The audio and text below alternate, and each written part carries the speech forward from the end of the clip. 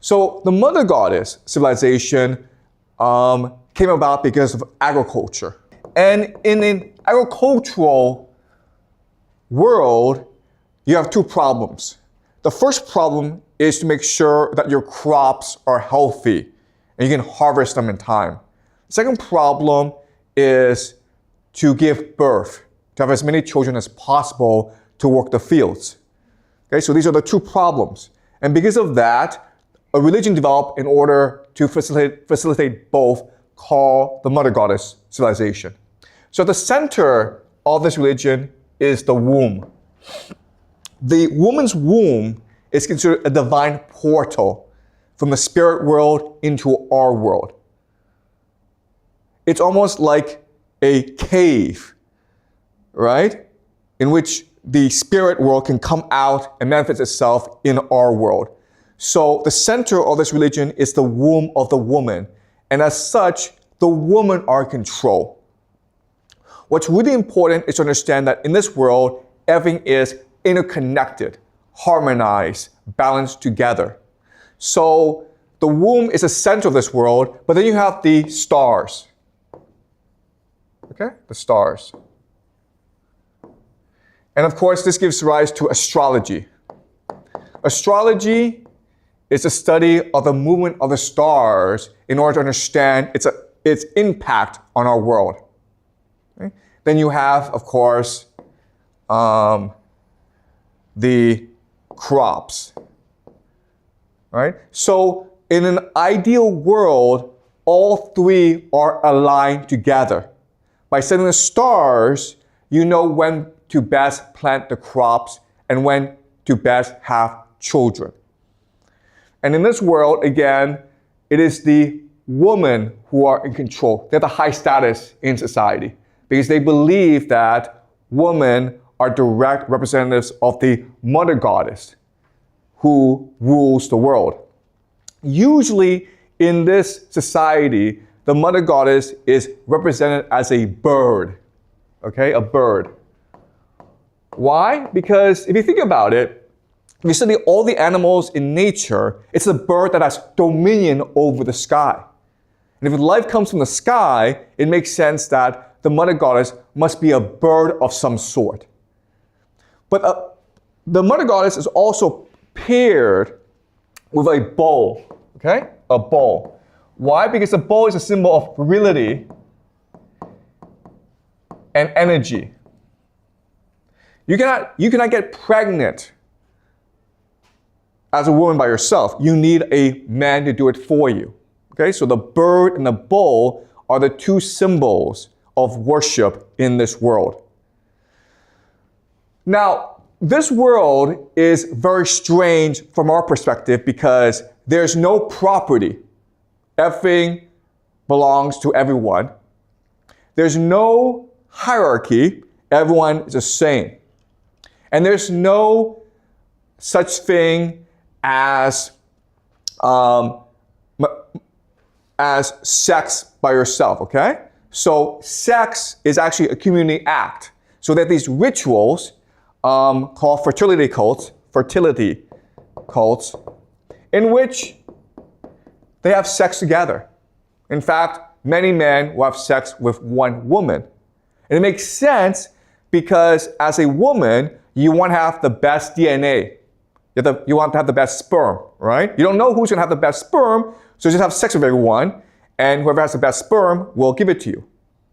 Okay? So that's the mother goddess civilization. Then we switch to polytheism. So why did we make the switch?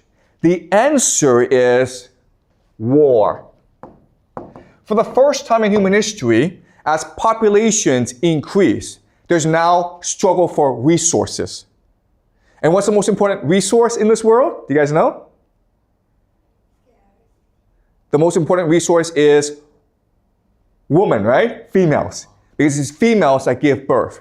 And so with war, we have a new concept called property. In order to get men to fight wars, you have to give them something as a reward, right? So they get to have a woman, a wife.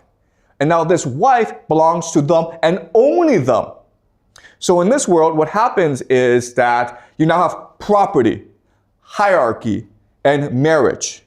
And the role of the woman decreases and the role of the man increases. Okay? At the same time, what's happening is that these different societies, in order to fight wars, they have a god. Okay? And when they go to war, it's like the gods are going to war. And if you lose the war, what it means is that your god is inferior to their god. So now you have a hierarchy of gods.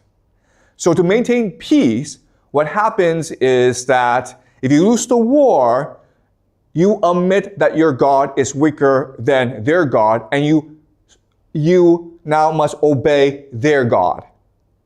Right? And this is what we call the pantheon. So remember, in the Greek pantheon, Zeus is at the top, and you have Apollo, Ares, Aphrodite, okay? Everyone else is a lower god. But before, they were separate gods. And in a series of wars, the people who believe Zeus is the best god won out against the other gods. And as a result, the other gods became Zeus's children. Yes? Do you have a question? Why does the men are fight for women, but women don't fight for men? Like the women don't fight for the men. So why? Okay. So the question is, why do men go to war and why don't women go to war? Okay, so that's a really good question. Okay, so let me explain to you very slowly. So in this world, the women are in control, right? So women have all the status. But over time, as populations increase, you have young men who have no families. And these young men are discarded from the societies because of lack of resources. So these young men now have a problem. They need to find wives in order to survive. So these young men start to raid other societies in order to capture women. Okay, do you understand? So in this society, it's never young women who are discarded because they have value to their society. It's always young men who are discarded. And as a result, these young men become like wolves, okay? They become like a wolf pack who then go and pillage other villages. And that's how you start, and that's how you have the origin of war. Okay, does that make sense? Yeah. Okay, so now you have this pantheon of gods, okay, which leads to polytheism. Then we make the switch from polytheism to monotheism. Why? Because now you have a new idea called empire. Specifically, the Roman Empire, and they introduced a new religion called Christianity, which is the first monotheistic religion in the world. There's a lot of debate as to what was the first monotheistic religion. Some people say Zoroastrianism, some people say Judaism. I will show you in this class later on that actually the first religion that was monotheistic is Christianity, okay? So the difference between this society, which is a society based on war, is there's a lot of humans, but humans are still the most precious resource. Therefore, it is not in your best interest to kill everyone. But when you have an empire, like the Roman Empire, you don't have to worry about killing other people. In fact, you can go and destroy entire societies, which is what the Romans did. And you can now, as an empire, impose your reality, your God, on everyone else. And that's how you have monotheism. Does that make sense?